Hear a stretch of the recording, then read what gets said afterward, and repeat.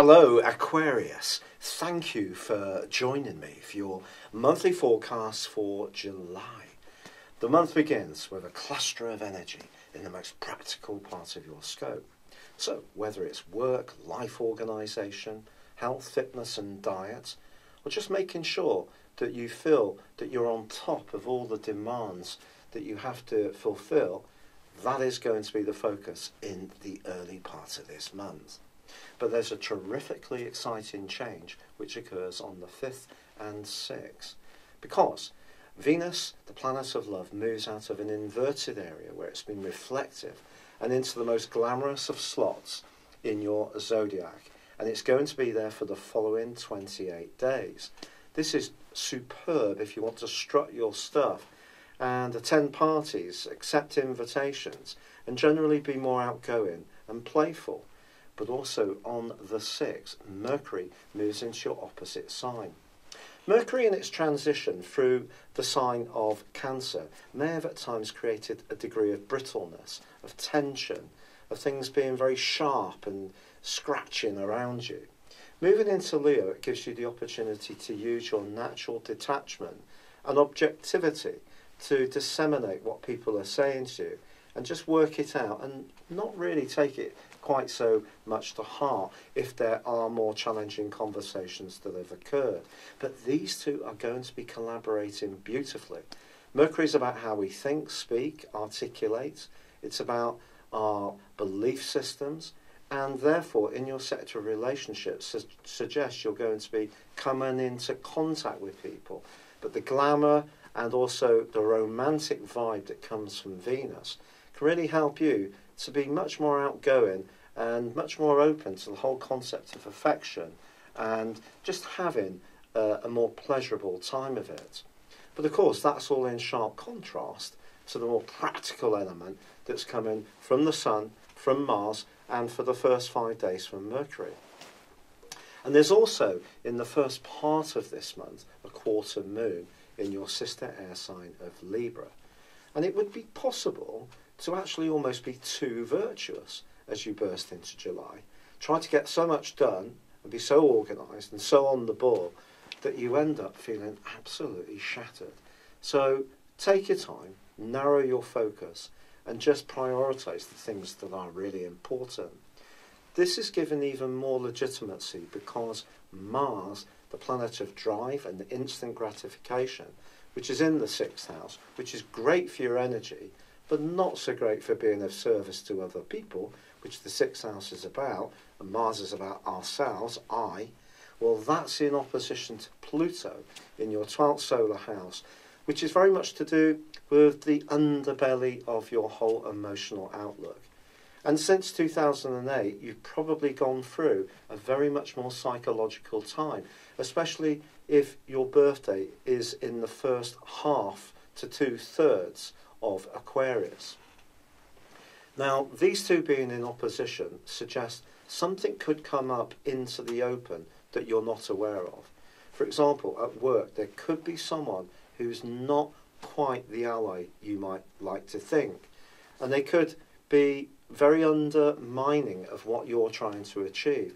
However efficient and however well you're trying to communicate, and you're often very inclusive, very good at being a team player, there may be this presence which is quite dark, so just watch out for it. Also, don't deny around your own health and vitality and well-being that there can be some more emotional issues that you may need to embrace. Being an Aquarius, it's easy to try to rationalise everything, but at the end of the day, we are all human beings. We all feel things, but sometimes we don't work them out. We defer them because, certainly if you're older, we've been trained to dust ourselves down, pick ourselves up and go again and keep a brave face. Well, if there's any of that kind of energy around you, the first half of this month may see you needing to let things come up from the dark, from deep within you, and express how you feel. And it could be that some people around you will find that uncomfortable. But with Mercury and Venus in such a charming, effervescent combination, you can still sweeten your message in a very skillful way. Now, the 9th does see a very potent full moon. This full moon is, this moon is a moon which is going to help you to see yourself, perhaps more how others see you over the next couple of weeks. But you may find that some people just surprise you with their take on you. Some of their observations may not be how you see yourself. But there is still a combination by the 16th, a quarter moon, which on the face of it is better for you. It's going to see your mind stepping up a gear. You can be more active, more nimble on your feet. And this is going to help you to articulate your ideas more clearly. But again, don't try to do too much, because nervous energy is going to be the challenge in week 3, when your modern ruler Uranus goes into a clash with the combination of the Sun and also Mars in the sign of Cancer. This right angle or square is going to create a lot of frenetic energy. You're probably going to find it very hard to sit still, and you may have to move around a lot, do things, multitask. You need a huge amount of stimulation during this period of time, but you could find that you scatter your energies in ways which lead to diminishing returns. So try to focus down again on what's truly important, and try to block out all the noise and interruptions that we tend to get these days through mobile phones, Facebook, and all the rest of it. However, there is a magical moment which occurs on the 21st, because then Mars moves into Leo, joining up with Mercury.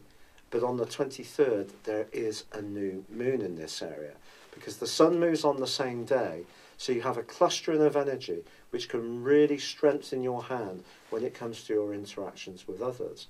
People can see you to be charming, persuasive, very attractive, and if you're a competitive person, either in a professional context or sporty-wise, you're really going to be on fantastic form in the last 10 days of this month.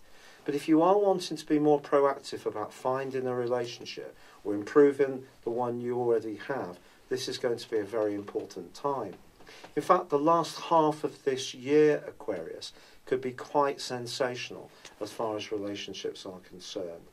This is because the new moon that occurs on the 23rd of this month is actually going to be repeated on the 21st of next month. This is a very rare occurrence. It's a black moon, or a total eclipse in the sign of Leo. And your relationships are going to take centre stage in the second half of this year from this. This gives you the opportunity to be a little bit more desirous of what you really want. You may find that the responses you get can be much more encouraging. But most of all, you're just going to be more believing of what you can achieve in how you interact with others. Sometimes you can be someone who's quite happy to create your own space, and you do need that at times. But this is going to be a time when one-to-one relationships become much more important than the normal group relationships that you're so popular and skilled around. But there is one tricky aspect in the last days of this month. From the 22nd to the 26th, Venus is going to be blocked by your traditional ruler, Saturn. And if there is a weak relationship and it isn't working very well, with Mars's desire being right by the side of the Sun and also that new moon, it could be you who makes the decision to move on to something that's brighter and better. With Mercury moving on the 26th into a very deep, passionate, but also exploratory zone as far as the undercurrents of life, the politics, the deeper motivations. Your business acumen can certainly be stimulated by this, and that's going to be fascinating. But also it will help you to disseminate what people are saying to you and not, and to understand what they mean, and that's going to be very, very helpful. So this is a fascinating month, a month when you can get fitter and stronger, but also become much more self-aware. But your relationships come centre focus in the last 10 days, and something that's going to go on to the end of 2017. It's been a real pleasure being with you. Thank you for joining me. Good luck, and goodbye for now.